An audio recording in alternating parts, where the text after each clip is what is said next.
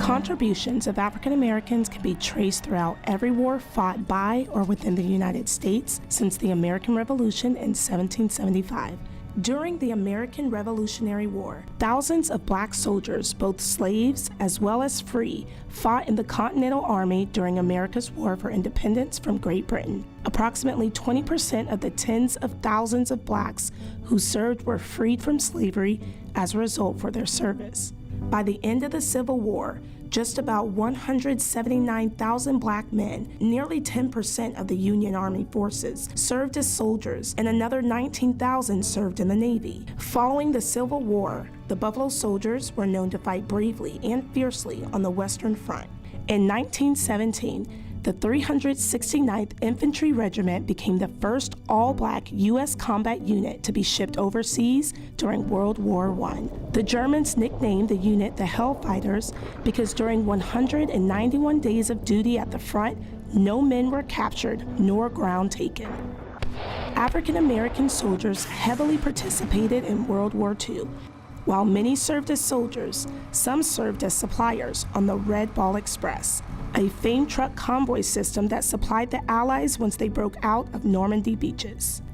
In 1948, Harry Truman signed an executive order to desegregate the United States military.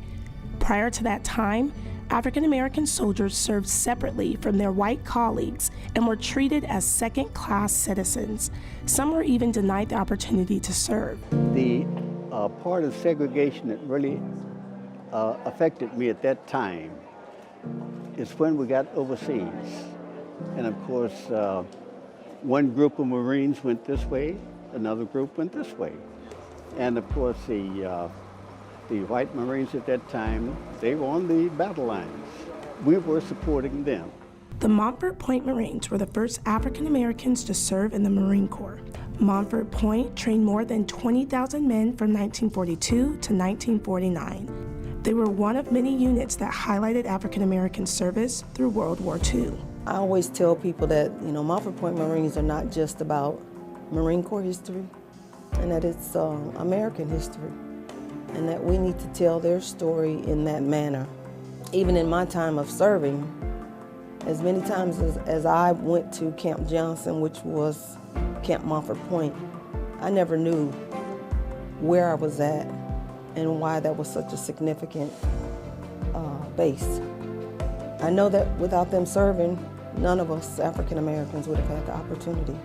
So I'm just really grateful for their service.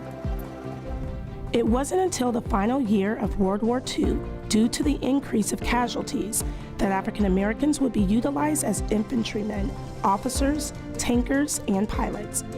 Though Harry Truman signed the executive order in 1948, full integration did not occur until the Korean War in 1950, and it didn't stop the hate and mistreatment black servicemen and women faced.